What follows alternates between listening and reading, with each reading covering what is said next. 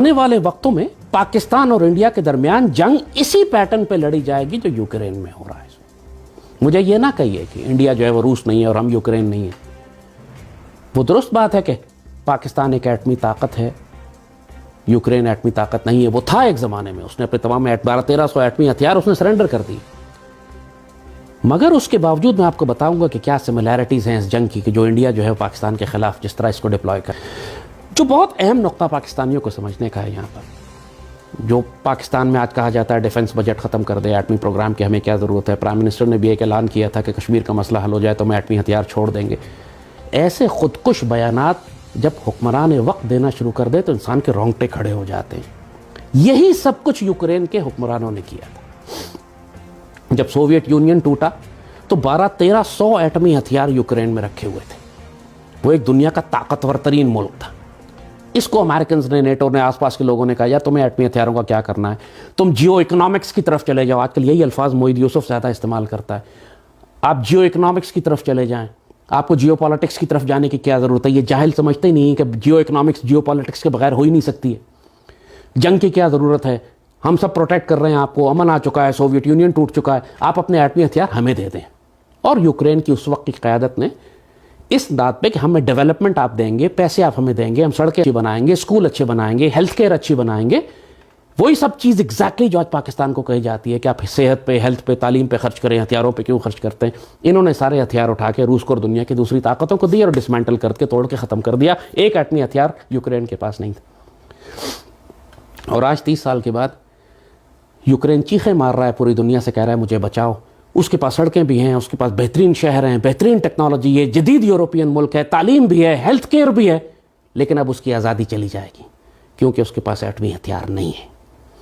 اس کی فوج بھی کم کرتی. اس نے اتنا بڑا ملک, 3 لاکھ کی فوج تھی خالی اس کے پاس, روس کے پاس 30 لاکھ کی فوج ہے. اور یوکرین نے اپنی سیکیورٹی جب نیٹو کے حوالے کر دی, یہ بہت بڑا پیغام ہے کہ کبھی اپنے ہتھیار دشمن کے حوالے نہ کرو. اس کی اس امید اور آسرے اور وعدے پہ کہ ہم تمہاری حفاظت کریں گے جب تم مشکل میں ہوگے. دوسری بات, کبھی کسی پہ اعتبار نہ کرو کہ وہ تمہاری جنگ لڑے گا, تم نے اپنی جنگ خود لڑنی ہے. پاکستان میں بہت خودکش مینٹالٹی دیکھتا ہوں یہ کہ لوگ ہم سے کہتے ہیں کہ چین ہماری مدد کو آ جائے گا. 71 میں یہی دھوکہ ہم نے قوم کو دیا تھا, امریکن 7th فلیٹ ہماری مدد کو آ رہا ہے. ہم اسی ڈیلوژن اور دھوکے میں اپنا ملک گنوا چکے ہیں کہ امریکن آ رہے ہیں بچانے کے لیے. آج کہتے ہیں جی انڈیا حملہ ہی نہیں کر سکتا, چائنا بچا لے گا ہم, یا اگر جنگ ہو بھی گئی تو بڑی طاقتیں بیچ میں آ کے جنگ روک دیں گی. باقاعدہ ہمارے ڈیفنس کے اداروں کے اندر یہی ڈسکشن ہوتی ہے. کوئی لانگ ٹرم وار کی پلاننگ ہی نہیں ہے, کیونکہ کسی کو جنگ ہو ہی نہیں سکتی, ایٹمی دور ہے. کیوں ایٹمی دور میں روس اور نیٹو کے درمیان جنگ ہو رہی ہے کہ نہیں ہو رہی؟ وہ جنگ یوکرین اور روس کے درمیان نہیں ہے, وہ جنگ نیٹو اور روس کے درمیان ہے, اور ایٹمی دور میں ہی ہو رہی ہے.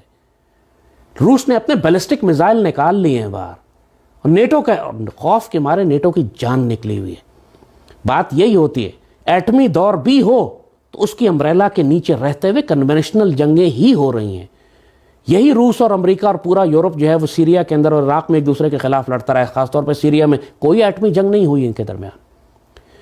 یہ جو ڈاکٹرن ہے کہ پاکستان اور انڈیا دونوں نیوکلیر ویپن سٹیٹس ہیں, ان کے درمیان جنگ نہیں ہو سکتی, یہ ساری ڈاکٹرن بھگ سے اڑ گئی ہے آج یورپ میں کہ نیٹو اور روس کے درمیان جنگ ہو رہی ہے اس وقت. اور نیٹو جو ہے وہ خوف کے مارے پیچھے ہٹ گیا. روس نے پرواہ نہیں کی, وہ پوری ایگریشن کے ساتھ اندر گیا. اس نے پوری پاور استعمال کی اپنی, اور تھریٹ استعمال کیا کہ اگلوں کو اس نے گھٹنوں پہ لیا. پورا نیٹو گھٹنے پہ آ گیا خوف کے مارے. اور یہی سب کچھ وہ ہے کہ جو انڈینز چاہتے ہیں, جس قسم کی ڈاکٹرن وہ پاکستان کے خلاف ڈپلوائے کر رہے ہیں کہ پاکستان بھی اپنے نیوکلیر ویپنز یوز ہی نہ کر سکے. اس پر میں نے پورا پروگرام کیا ہے کہ کیا پاکستان کے ایٹمی ہتھیار ایک بھارتی حملے کو روک سکتے ہیں. ہمارے آفیشیل یوٹیوب چینل پہ آپ جا کے دیکھ سکتے ہیں ویڈیو.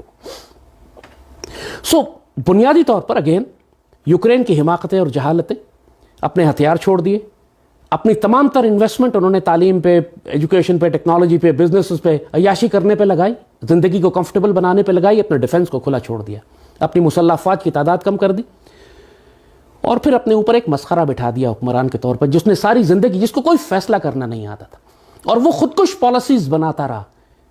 اپنے ساتھ اتنا بڑا روس ہے, اس کو بھڑکا رہے ہو تم امریکہ کے آسرے پہ جو 7 سمندر دور بیٹھا ہوا ہے. اور پھر